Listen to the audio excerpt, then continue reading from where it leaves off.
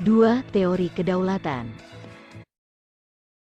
Tahukah kalian, siapakah pemegang kedaulatan dalam suatu negara? Terdapat beberapa pendapat mengenai siapa pemegang kekuasaan tertinggi dalam negara. Secara umum, terdapat beberapa teori-teori kedaulatan dari beberapa ahli kenegaraan, adapun teori-teori kedaulatan tersebut diantaranya sebagai berikut.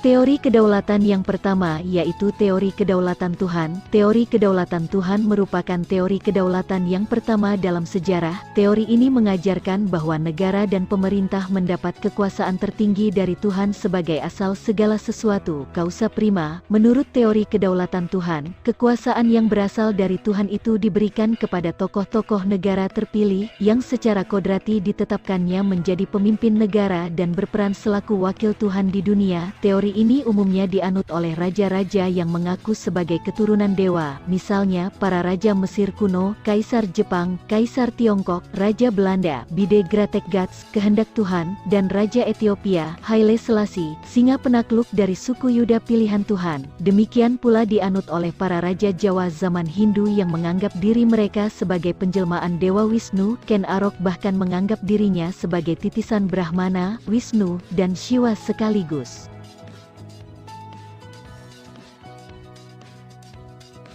Pelopor teori kedaulatan Tuhan antara lain Augustinus, Thomas Aquino, F. Hegel, dan F. J. Stahl. Contoh negara yang menganut teori ini adalah Jepang pada masa lalu dengan Kaisar Tenno Heika sebagai titisan Dewa Matahari. Karena berasal dari Tuhan, maka kedaulatan negara bersifat mutlak dan suci. Seluruh rakyat harus setia dan patuh kepada raja yang melaksanakan kekuasaan atas nama dan untuk kemuliaan Tuhan. Menurut Hegel, raja adalah manifestasi keberadaan Tuhan. Oleh karena itu, raja atau pemerintah selalu benar, tidak mungkin salah.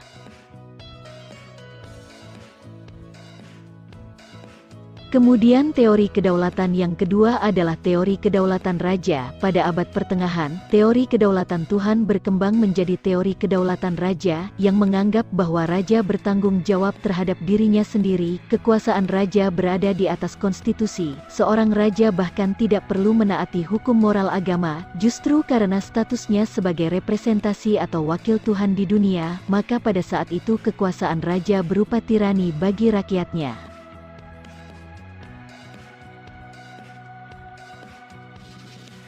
Peletak dasar utama teori ini adalah Niccolò Machiavelli, tahun 1467 sampai tahun 1527.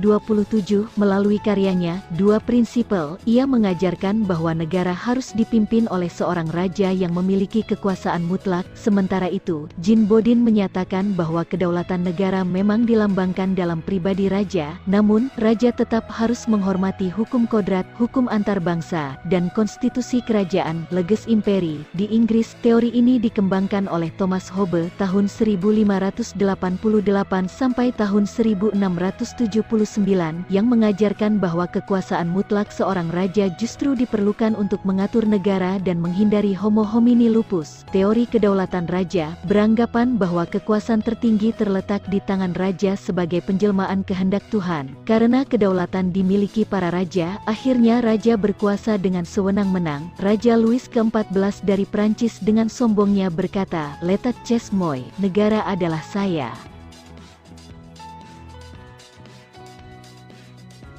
Kemudian teori kedaulatan yang ketiga yaitu teori kedaulatan negara. Menurut teori kedaulatan negara, kekuasaan tertinggi terletak pada negara. Sumber kedaulatan adalah negara yang merupakan lembaga tertinggi kehidupan suatu bangsa. Kedaulatan timbul bersamaan dengan berdirinya suatu negara. Hukum dan konstitusi lahir menurut kehendak negara dan diabdikan kepada kepentingan negara. Para penganut teori ini melaksanakan pemerintahan tirani. Hal tersebut terbukti melalui sikap kepala negara yang bertindak sebagai diktator.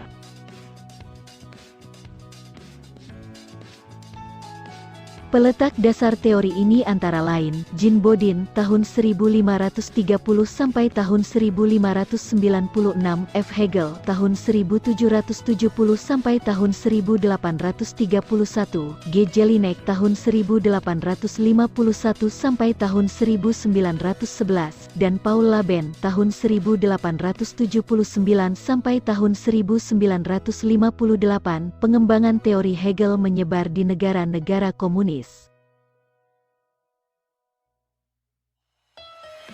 Selanjutnya teori kedaulatan yang keempat yaitu teori kedaulatan hukum. Berdasarkan pemikiran teori kedaulatan hukum, kekuasaan pemerintah berasal dari hukum yang berlaku. Hukumlah, baik tertulis maupun tidak tertulis, yang membimbing kekuasaan pemerintah. Kekuasaan hukum merupakan kekuasaan tertinggi dalam negara. Hukum bersumber dari rasa keadilan dan kesadaran hukum. Negara melindungi hak-hak warga negara dan mewujudkan kesejahteraan umum. Etika normatif negara yang menjadikan hukum sebagai panglima, mewajibkan penegakan hukum dan penyelenggaraan negara dibatasi oleh hukum. Pelopor teori kedaulatan hukum, diantaranya Hugo de Groot, Crabbe, Immanuel Kant, dan Leon Duguid.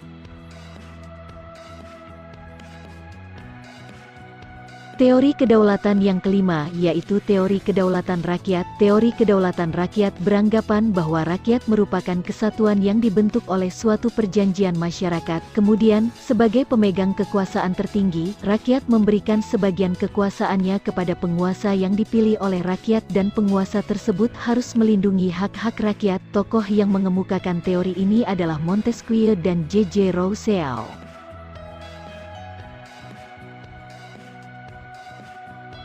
Beberapa pandangan pelopor teori kedaulatan rakyat diantaranya sebagai berikut. 1. J.J. Rousseau menyatakan bahwa kedaulatan itu merupakan perwujudan kehendak umum dari suatu bangsa merdeka yang mengadakan perjanjian masyarakat social contract. 2. Johannes Althusius menyatakan bahwa setiap susunan pergaulan hidup manusia terjadi dari perjanjian masyarakat yang tunduk kepada kekuasaan, dan pemegang kekuasaan itu dipilih oleh rakyat. 3. John Locke menyatakan bahwa kekuasaan negara berasal dari rakyat, bukan dari raja. Menurutnya, perjanjian masyarakat menghasilkan penyerahan hak-hak rakyat kepada pemerintah dan pemerintah mengembalikan hak dan kewajiban asasi kepada rakyat melalui peraturan perundang-undangan.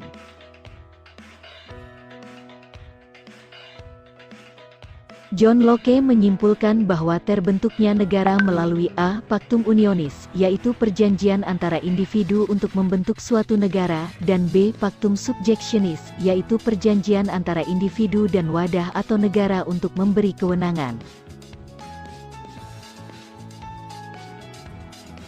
4. Montesquieu, seorang ahli dari Prancis, berpendapat bahwa agar kekuasaan dalam suatu negara tidak terpusat pada seseorang, kekuasaan dalam suatu negara dibagi ke dalam 3 kekuasaan yang terpisah, separated of power. Pemegang kekuasaan yang satu tidak memengaruhi dan tidak ikut campur tangan terhadap kekuasaan lainnya. Pembagian kekuasaan dalam negara dibagi atas 3 kekuasaan, yaitu a. Kekuasaan legislatif, yaitu kekuasaan untuk membuat peraturan perundang-undangan dalam suatu negara. B. Kekuasaan eksekutif, yaitu kekuasaan untuk melaksanakan peraturan perundang-undangan yang berlaku. Kekuasaan eksekutif sering disebut sebagai kekuasaan menjalankan pemerintahan. Dan C. Kekuasaan yudikatif, yaitu kekuasaan untuk menegakkan peraturan perundang-undangan yang berlaku apabila terjadi pelanggaran. Kekuasaan yudikatif sering disebut sebagai kekuasaan kehakiman.